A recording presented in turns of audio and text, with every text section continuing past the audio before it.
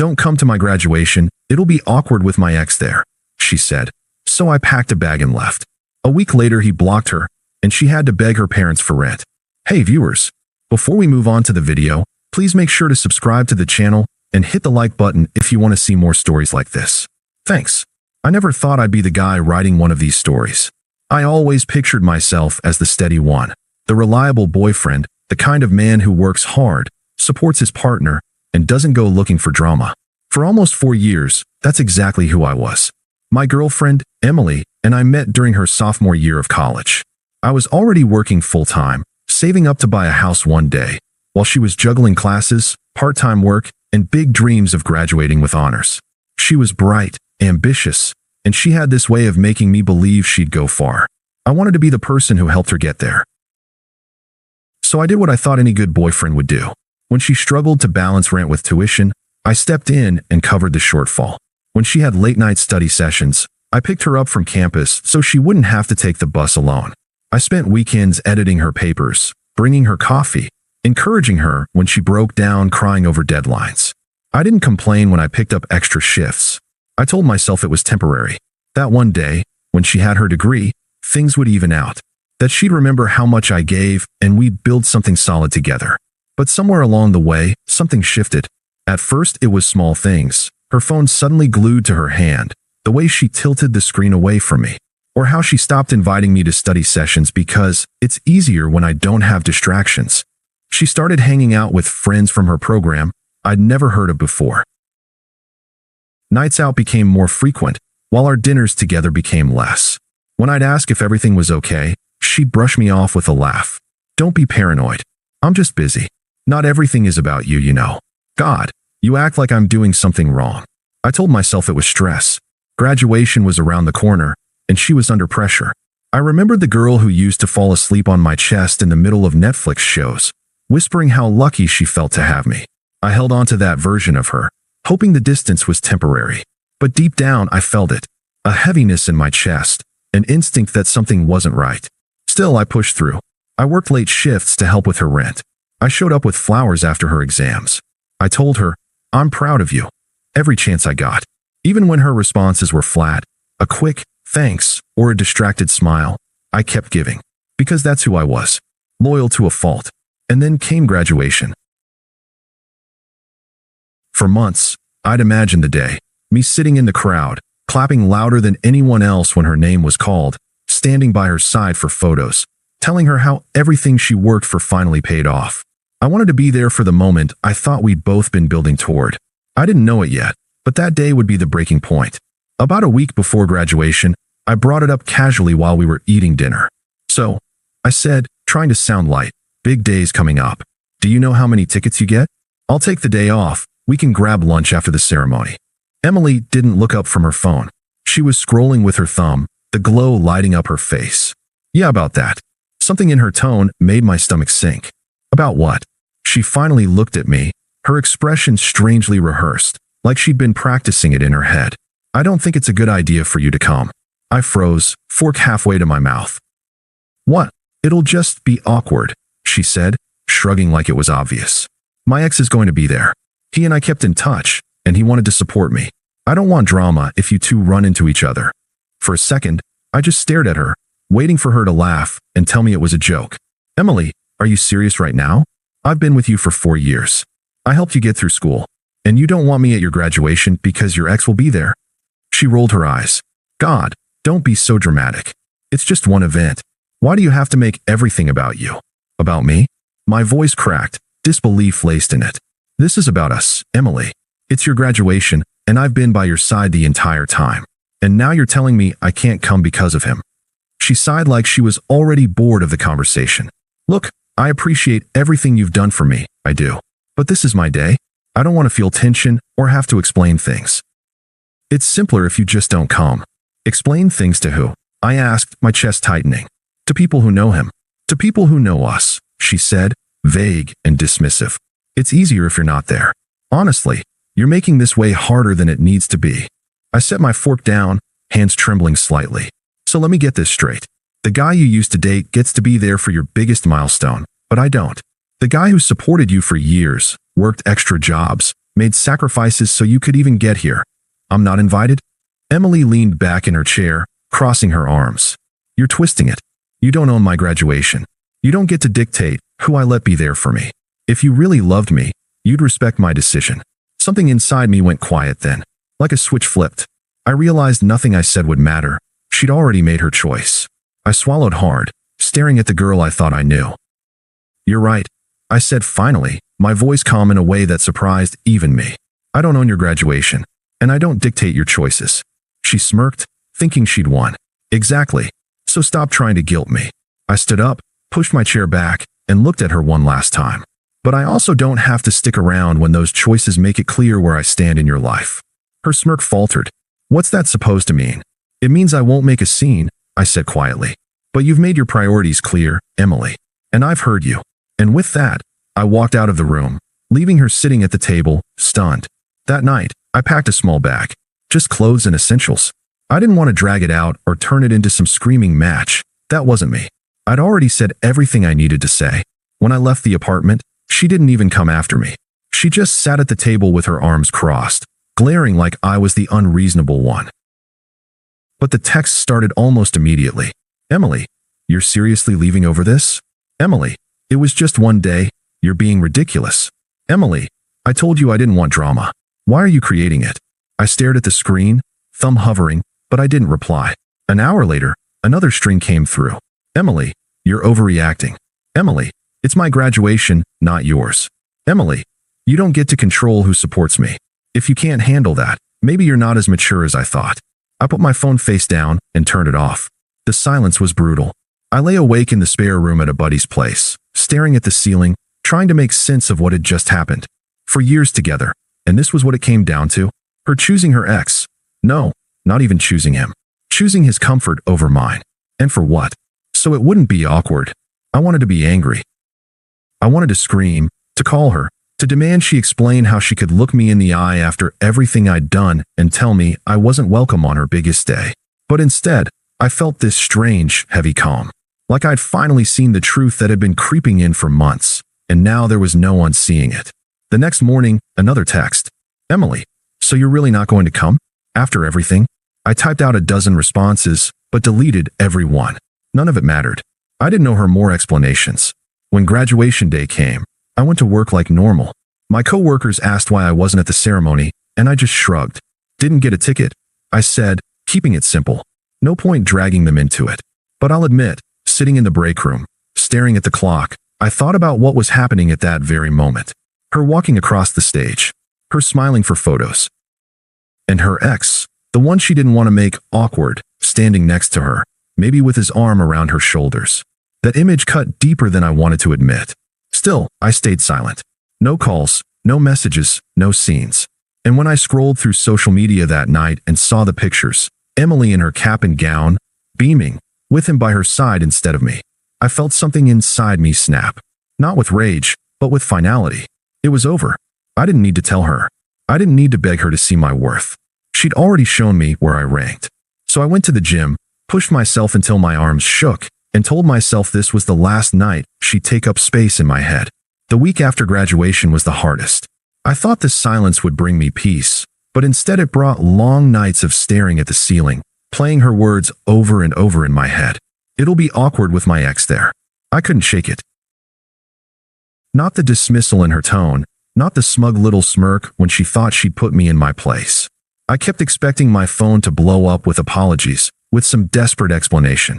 But instead, the only texts I got were shallow, almost mocking. Emily, I don't get why you're still sulking. Emily, it was my graduation. My choice. Emily, you're acting like a child, honestly. No apology. No regret.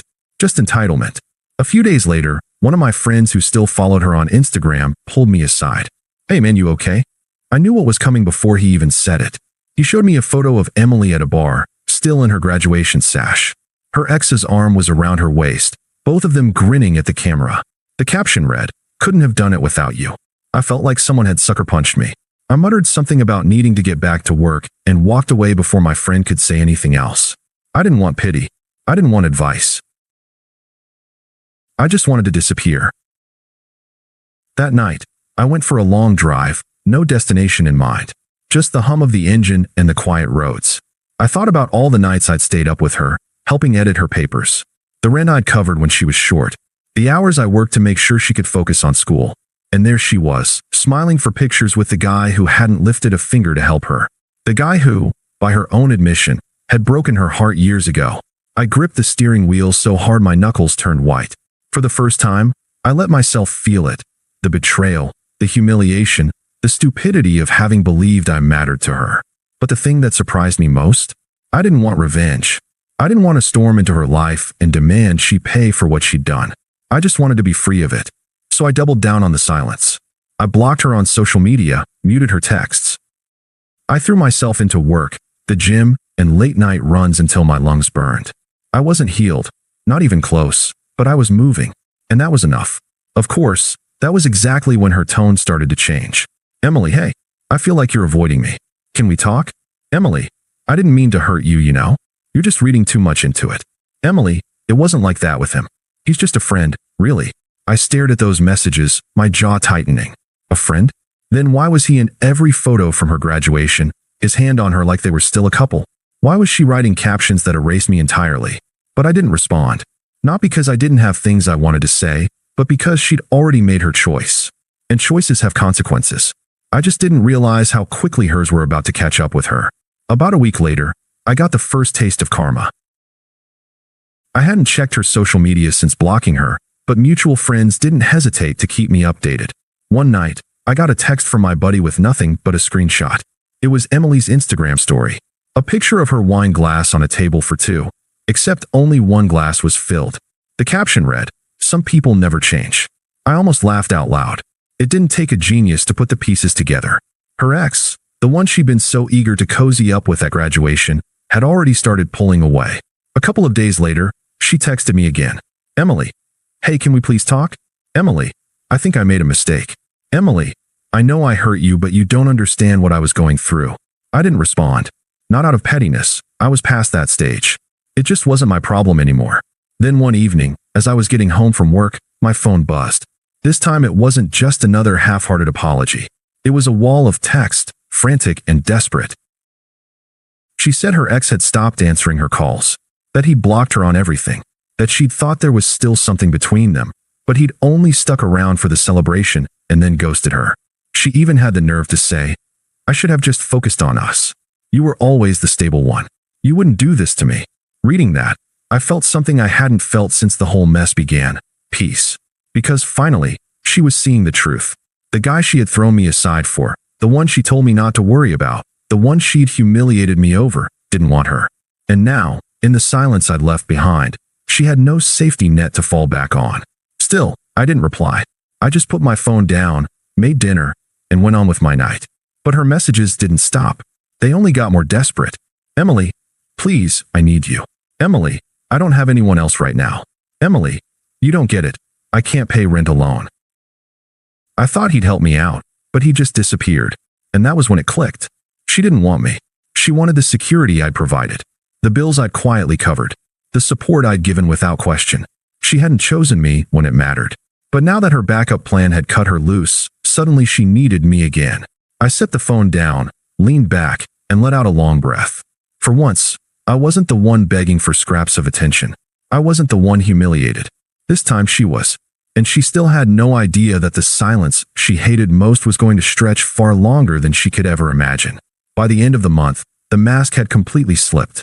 Her texts had gone from smug, to pleading, to flat-out panicked. Emily, I don't know what to do. Emily, my parents won't cover rent again. They said I'm an adult now, and need to figure it out myself. Emily, please, can we just meet? Just talk? I'll do anything. I stared at those words, remembering the way she dismissed me before graduation, how she hadn't even considered that my feelings mattered. And now she was dangling, "I'll do anything," like it was some bargaining chip to buy back the comfort she'd thrown away. The part that struck me most wasn't the desperation, it was how transactional it sounded. Not love, not remorse, just survival. I didn't respond, but I didn't have to. Mutual friends filled me in. Emily had shown up at her parents' place in tears after her ex blocked her everywhere. They weren't sympathetic. Her dad apparently told her, "You had a good man already, and you blew it. We're not bailing you out of this mess." She'd been venting online too. The same Instagram feed where she used to post polished photos and braggy captions was now full of vague, bitter quotes about fake people and learning who your real friends are. It didn't take long before the comments section turned against her. Someone asked where her boyfriend, me, had been during her graduation, and she snapped back with a rant about how I was too insecure to support her. Another person replied, "Didn't you leave him for your ex, though?" The thread went dead silent after that. The truth was out. Meanwhile, I was doing fine. Better than fine, honestly. I'd gotten a promotion at work, I was finally catching up on sleep, and I wasn't carrying the weight of someone else's chaos anymore. My apartment was quiet, peaceful.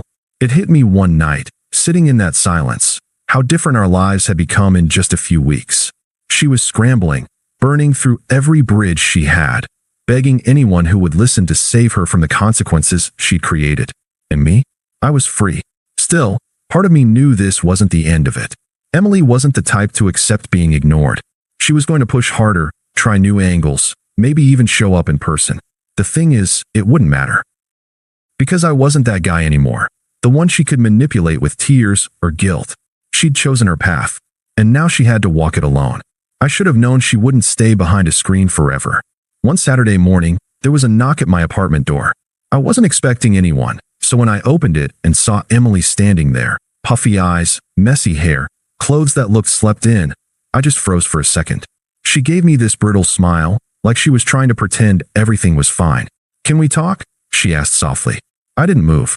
"Emily, this isn't a good idea. Please," she said, stepping forward like she might push her way in. "Just 5 minutes. I need you to hear me out." I let her in, not because I wanted to, but because I didn't want to make a scene in front of my neighbors. She shuffled inside, wringing her hands, her eyes darting around my apartment like she was checking to see if another girl lived here. "I messed up," she blurted out before I could say anything. "Okay, I was stupid. I thought reconnecting with Matt would feel right, but it didn't. He just wanted to hook up, and then he blocked me. He didn't care about me at all." I leaned against the counter, arms crossed. Silent. She kept going, her voice trembling now. "I realize now that you're the one who cared. You're the one who showed up for me, who supported me. I threw it away and I don't know why. But maybe we could try again? Start over."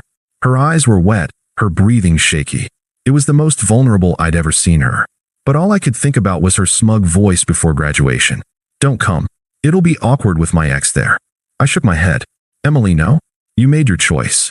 She flinched like I'd slapped her. "So that's it? After everything we had, you're just done? You ended things when you replaced me before I was even out the door," I said evenly. "You don't get to circle back just because he tossed you aside."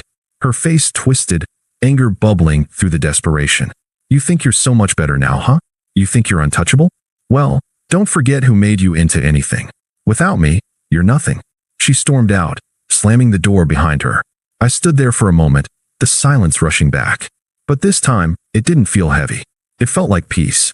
The final time I saw Emily was a few weeks later, and it wasn't planned. A mutual friend invited me to a small get-together. I almost didn't go, but I figured it'd be nice to catch up. When I arrived, I realized too late she was there too, sitting off to the side with a drink in her hand. She looked different, not in a good way. Thinner, tired, worn down.